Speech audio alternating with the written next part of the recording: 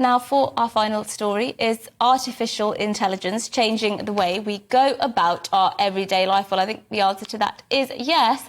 But are we in a society where we should all become AI dependent? Because let's take self-scan tills in a supermarket as an example.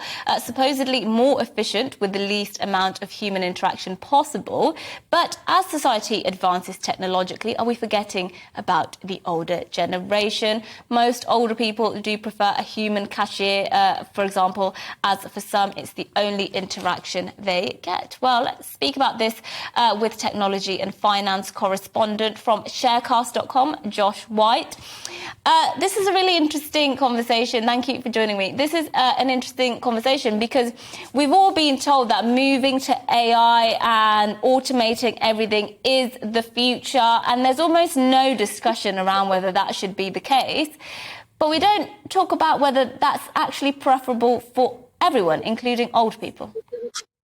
Well, exactly. I mean, it's interesting that the conversation is around self-scan checkouts, which we've had for, well, at least 10 years now in most shops. And they're sort of moving out of the way now. Supermarkets are trialing completely checkout-free stores, which is a whole another step of not having this interaction, which I think even for those of us who perhaps do prefer a self-checkout, that's a completely new frontier, I suppose, perhaps a little bit frightening.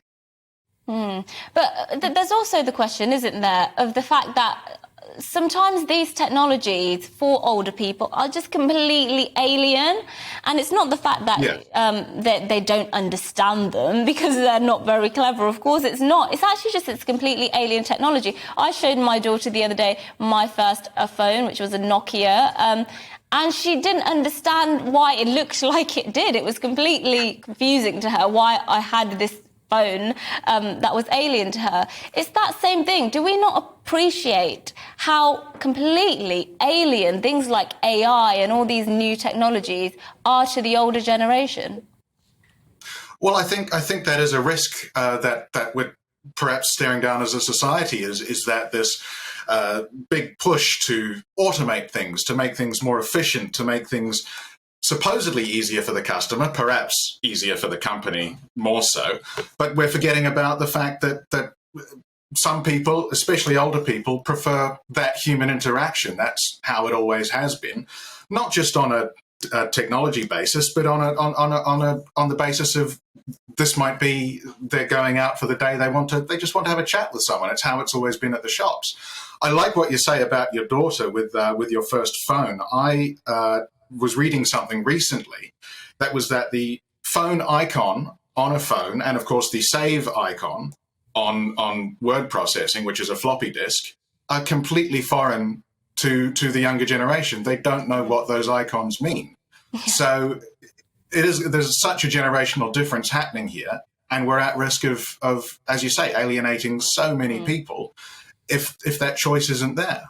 But there is the other side, to play devil's advocate, I suppose, where technology can help with things like loneliness. You know, you have devices that, for instance, you can have video calls with older people straight into their living room, and they have cameras now which kind of show your entire room, so that your family in another house feels like they're almost in there with you. So it's not all bad, is it? No, of course not. I mean, as we've seen with the pandemic, I was beginning of the pandemic, I was living alone, like many people. Most of my family's 12,000 miles away in New Zealand, and without that kind of technology for so many of us, it would have been quite a much more difficult time than it was. So, no, it's not all doom and gloom, but I do think that what we need to keep in mind, especially when it comes to things like retail, is that having that human touch is so important to so many people, just to feel comfortable when they're out and about. And very finally, just out of interest, what was your first phone?